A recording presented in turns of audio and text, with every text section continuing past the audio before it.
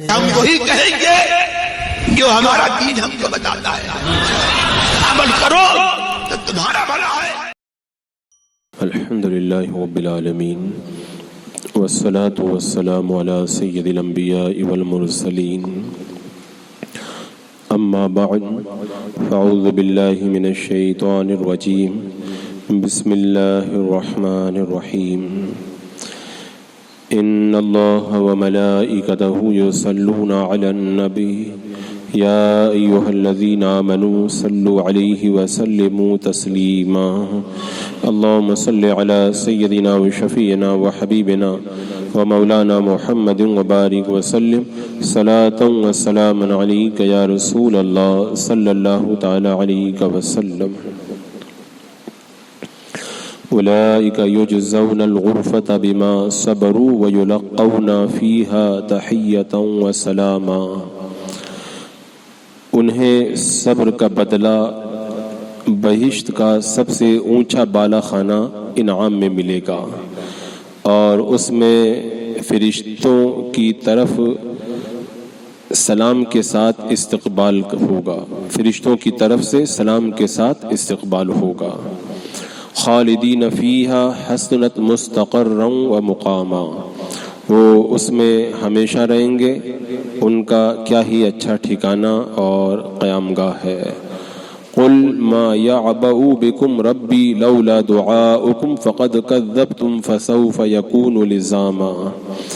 تم فرماؤ میرے رب کے یہاں تمہاری کوئی قدر نہیں ہوگی اگر تم اس کی عبادت نہ کرو گے، تو اب ہوگا وہ عذاب کے لپٹ رہے گا۔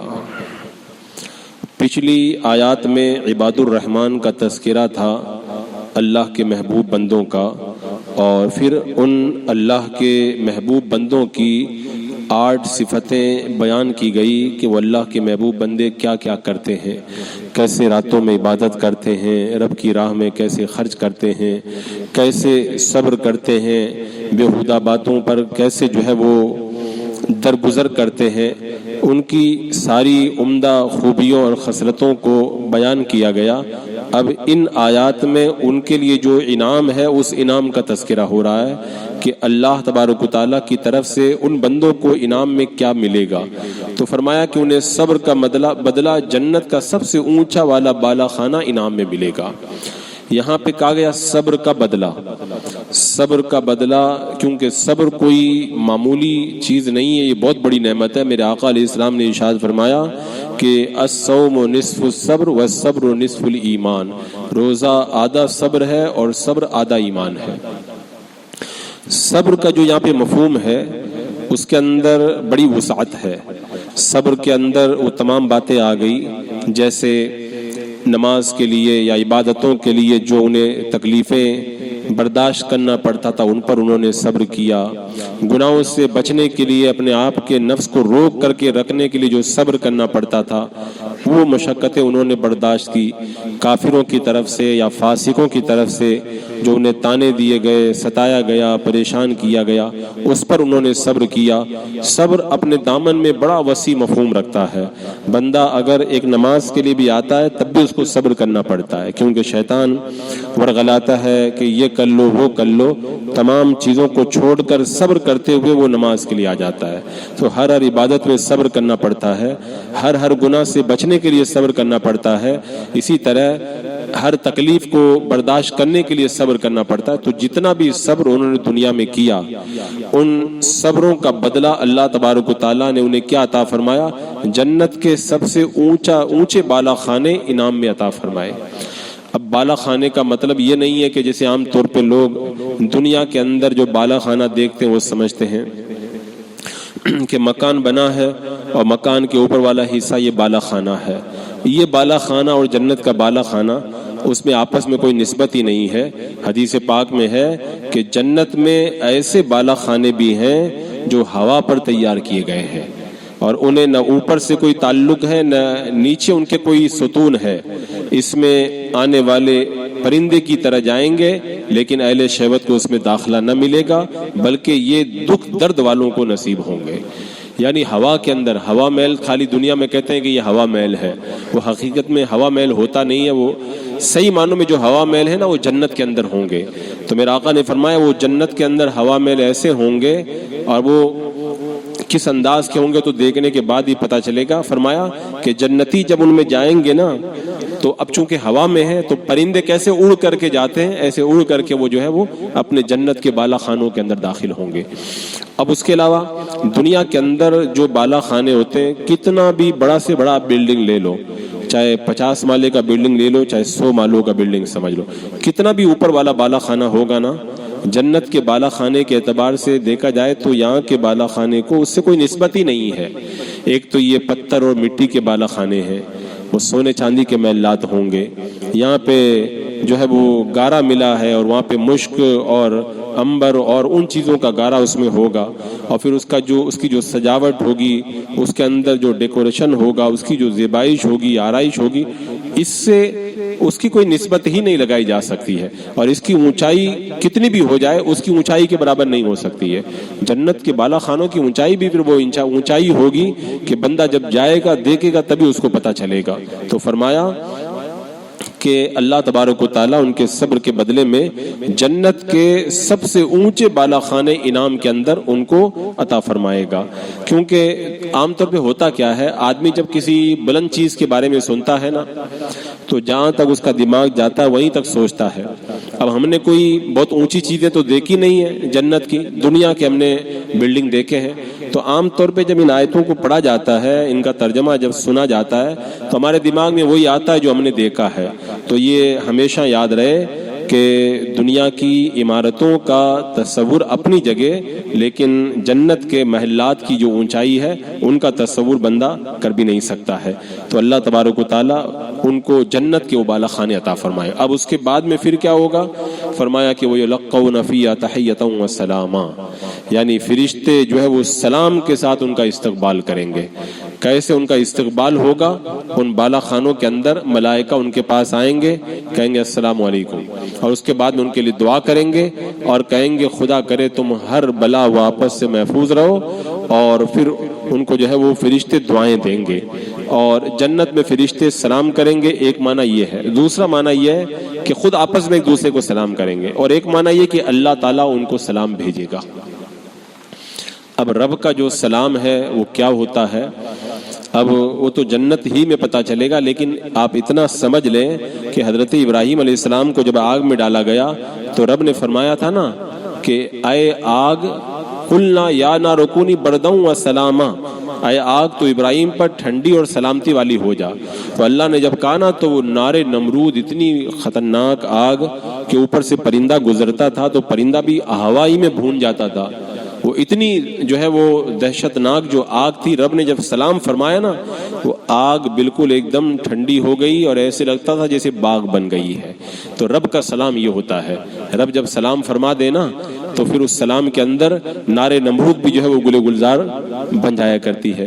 تو اللہ تبارک و تعالیٰ، ایک روایت کے مطابق اللہ تبارک و تعالیٰ ان جنتیوں کو سلام عطا فرمائے گا، اور رب کا سلام جب ہوگا تو اس کی بات ہی کچھ الگ ہوگی، اور پھر وہ ایک لذت ہے اس کا اندازہ بندہ دنیا کے اندر کر ہی نہیں سکتا ہے۔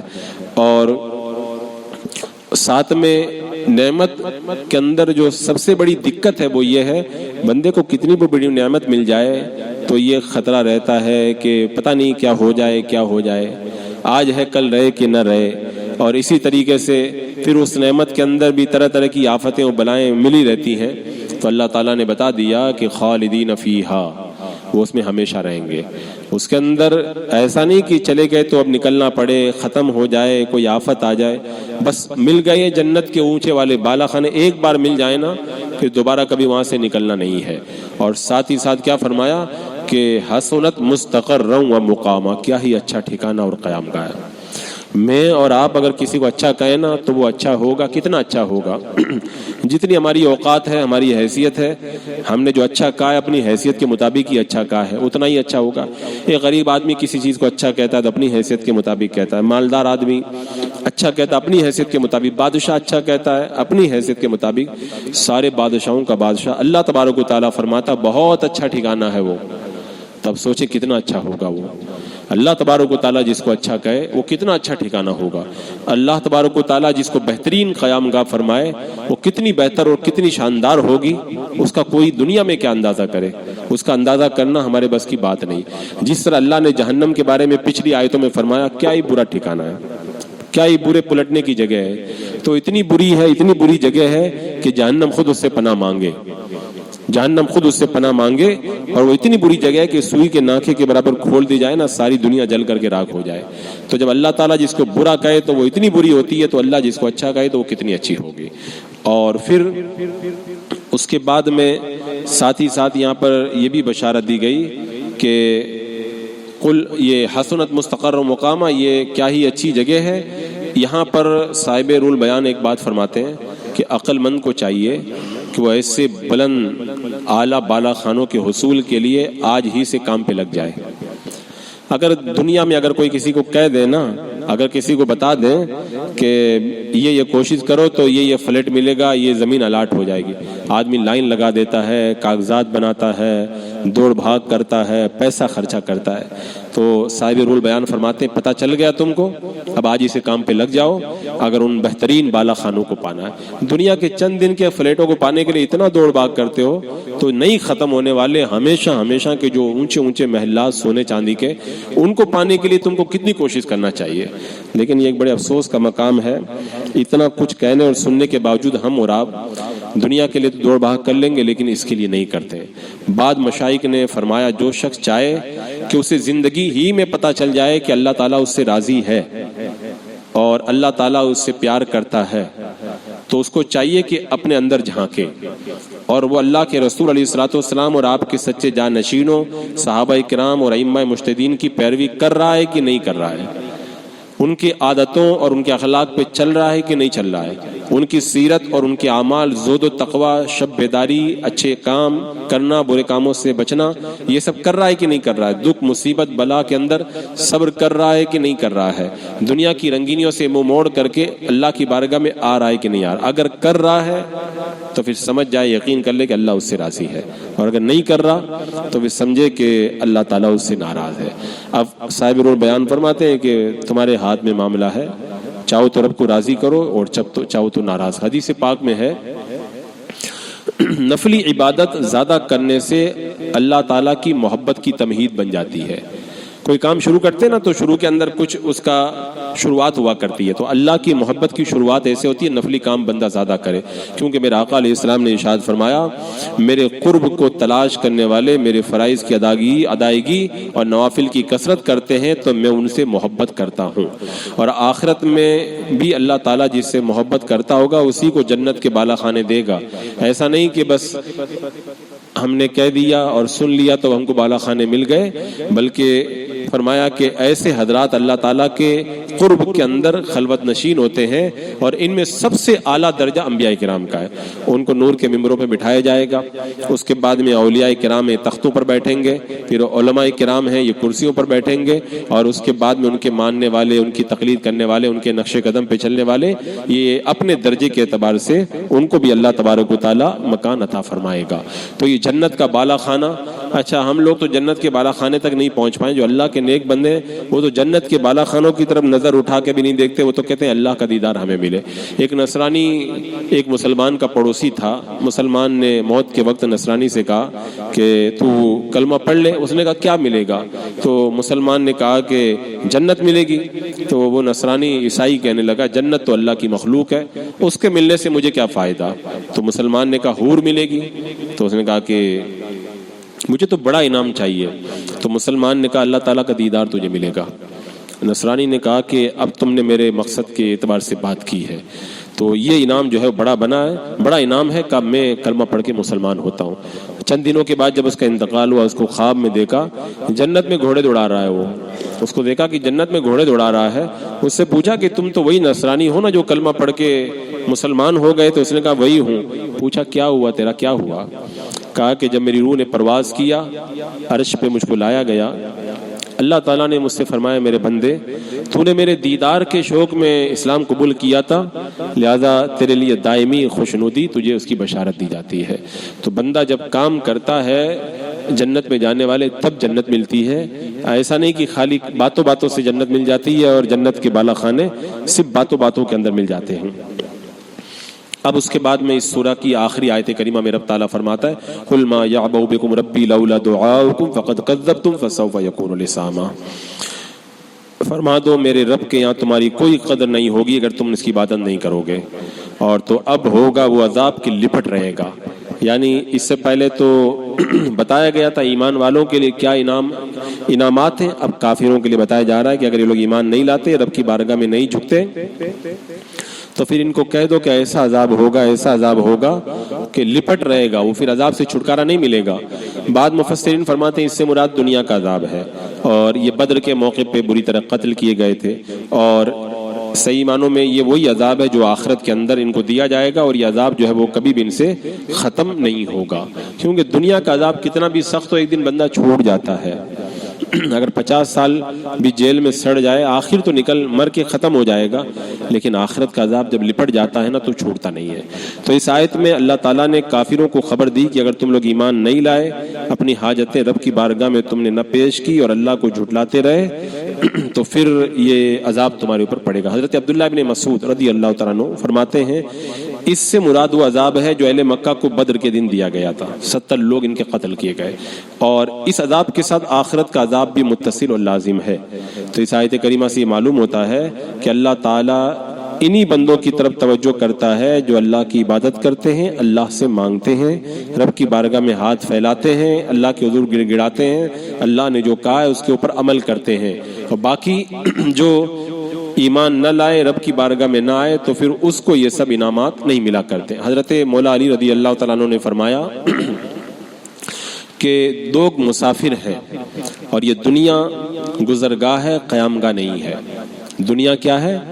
گزرگاہ ہے، قیام گاہ نہیں ہے۔ قیام گاہ تو ہمارا مکان ہے جس میں ہم لوگ رہتے ہیں، اور گزرگاہ جو راستہ ہے جس سے ہم لوگ گزرتے ہیں، تو یہ ہم لوگ جو ابھی زندگی گزار رہے ہیں یہ ہماری قیام گاہ نہیں ہے، یہ ہماری گزرگاہ۔ ہم لوگ چل رہے ہیں، پیدا ہوئے تب سے چل رہے ہیں، اور کدھر چل رہے ہیں؟ وہ قبر کی طرف چل رہے ہیں۔ بس جب ہمارا چلنا ختم ہو جائے گا تو وہیں پہ ہم کو اٹھا کے قبر کے اندر رکھ دیا جائے گا۔ تو حضرت مولا علی فرماتے ہیں انسان کے سفر کی ابتدا جو ہے ماں کے پیٹ سے شروع ہو جاتی ہے، اور اس کی منزل آخرت ہے۔ اس کی زندگی اس کے سفر کی مسافت ہے، یعنی کوئی اگر جیسے مثال کے طور پر 50 سال زندہ رہے گا تو 50 سال کی مسافت ہے، کسی کی 40 سال کی مسافت ہے، کسی کی 60 سال کی، کسی کی 2 سال کی۔ اس کی عمر کے جو مہینے اور سال ہیں یہ فراسخ ہیں، یعنی اتنے فرسخ کا راستہ اس کو طے کرنا ہے، اور اس کے جو دن ہے یہ کلومیٹر سمجھ لیجئے، یعنی جتنے دن ہے وہ اتنے کلومیٹر وہ طے کرنا ہے، وہ طے کر رہا ہے۔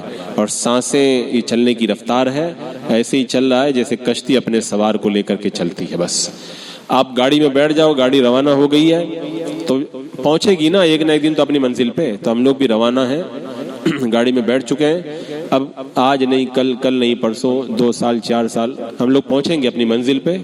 وہی ایک ہندو شاعر نے کہا تھا نا کہ پہنچو گے اسی منزل ہستی پہ رضا، سیدھے چلو الٹے چلو بل کھا کے چلو، کیسے بھی چلو آخر پہنچنا ادھر ہی ہے۔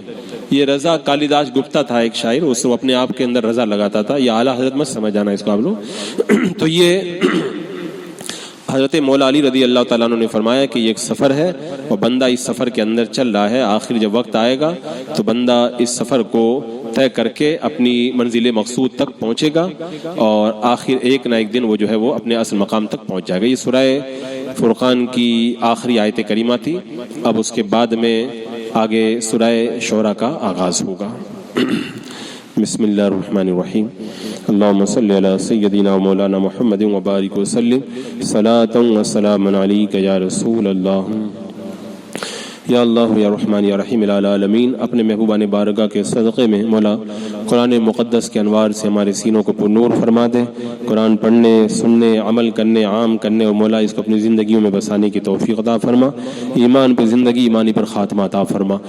ربنا تقبل منا انک انت السمیع العلیم وتب علینا انک انت التواب الرحیم، ان اللہ وملائکتہ یصلون علی النبی یا ایھا الذین آمنوا صلوا علیہ وسلموا تسلیما۔ اللهم صل على سيدنا وشفينا وحبيبنا ومولانا محمد وبارك وسلم صلاة وسلام عليك يا رسول الله سبحان ربك رب العزة عما يصفون والسلام على المرسلين والحمد لله رب العالمين.